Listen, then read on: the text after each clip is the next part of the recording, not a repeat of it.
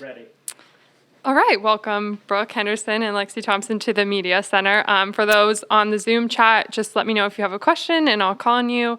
But welcome everyone to the DOW Great Lakes Bay Invitational. I think top of mind for everybody is how this partnership came about this year. Who reached out to who, and how excited are you guys to just be playing together?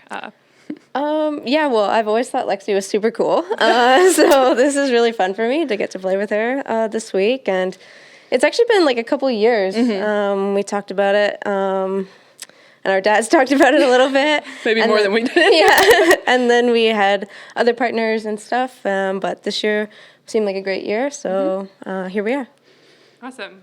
Did you reach out to her, Lexi, or Brooke reach out to you, or your I think dad? it was kind of, it wasn't our dads doing that. I think it was a mutual happening for the last few years, and it just kind of worked out this year.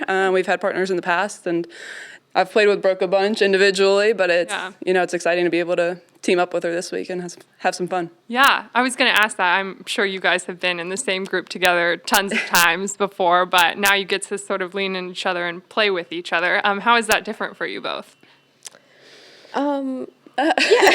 We have played with each other a bunch, in the same group, but being able to play some team golf, I think golf needs that a lot more, and fans really enjoy that as well. But to be able to team up with her and kind of feed off each other's energy and see how it goes out there and just have some fun, it'll be great. She's an amazing player, obviously, so happy to be by her side as a partner. Mm-hmm.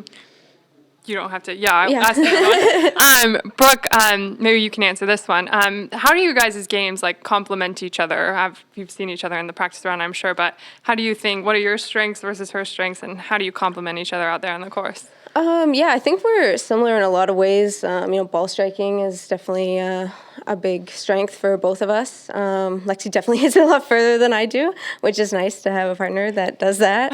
And I think, the thing with alternate shot, you really kind of got to ham and egg it sometimes. And, hopefully if one of us needs the other one to bail us out, we can step up to the plate there. But I think, it's just kind of finding the right energy and momentum, and I think that's really fun about team play. And I haven't really had a lot of opportunity to play in a lot of team events, so that's why I love this event here.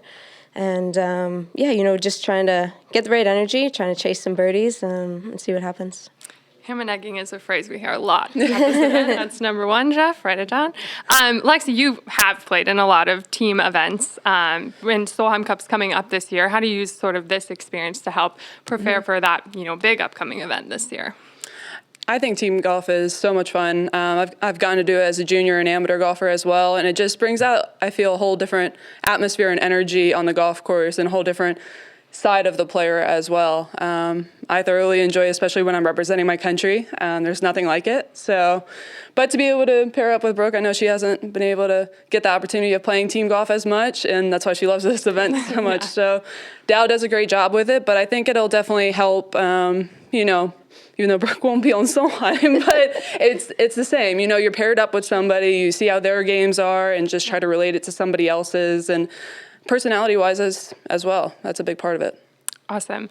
Last question. I know I'm hogging the mic.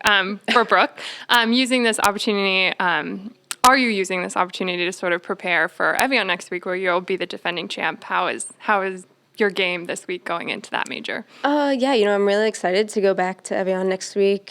Being defending champion is always really cool, especially at a major championship. So looking forward to the opportunity to going back there, and I feel like this is a great way to lead into it, kind of get the game in great shape, and talked about that energy and momentum, and hopefully finding some of that here this week and taking it into France, and then at the British Open in a few weeks after that. So it's a great stretch of golf coming up, and this is a great way to kickstart it.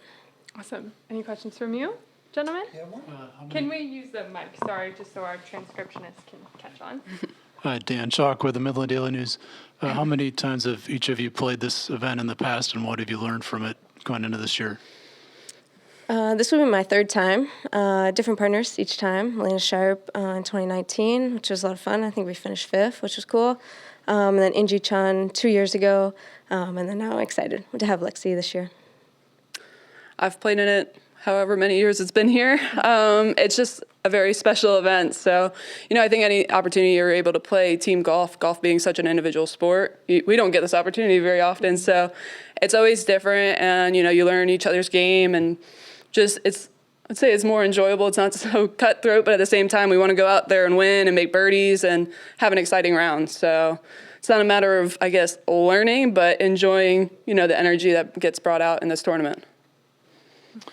One more question. We just spoke with Jane Park and Paula Creamer, and Jane talked a lot about her daughter Grace and how all the players in tour have been supportive of her family. Can you talk about what's your observations on that? Yeah, I think, we all love Pete, Jane, and Grace, and just trying to support them in any way we can out here on tour. And it's really fun for us to see them, all three of them, out here this week, because we've definitely missed Jane the last few years. And Grace, this is the first event I've seen her at in a long time, so it's really exciting for me to see that, and hopefully just things keep getting better for all of them. Yeah, they're an amazing family in general. I think everybody out here loves Jane and Pete, especially now Grace as well. And we're all one big family, and any way that we can help out each other, and especially in that way and make a difference to their family, we're always there for them. So I was at their charity event a few weeks ago or wherever that was, and it's such a special night. We want to help out in any way that we can because we all love their family. So. Thanks. I have a few questions. I'm Ray Akers. I'm with Double Eagle Golf.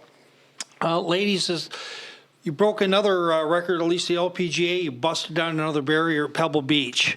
And that's another one of those golf courses. I said, the women have never played there. I thought that over the years, and you're there, and I'm like, that must have really been awesome to play such a great golf course on an important stage, wasn't it?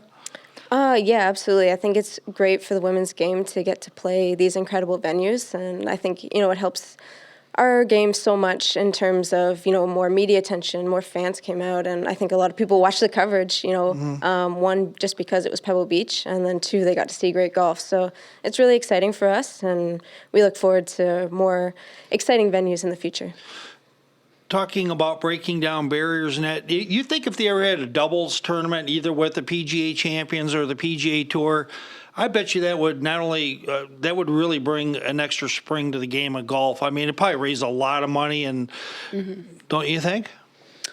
I think so, for sure. I mean, we have the team event towards the end of the year in December, the Grant Thornton. So I think that's exciting for the women's game and men's game. I think fans will absolutely love that, to get a mixed tournament and a team format as well. So, getting to see the guys play and be right next to them and pair up with each other, it's different, it's fun, and I think fans will absolutely enjoy it. And I think more events like that will come.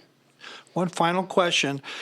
With Solheim coming up, I know with the big loss a couple years ago when we were there, I know that you've really got to be pumped up to do something about that. And you hadn't played a lot of golf up to this point of the year, playing this event and playing up in Europe. I think that's going to give you a ton of points, a lot of momentum as you go into that tournament and turn things around.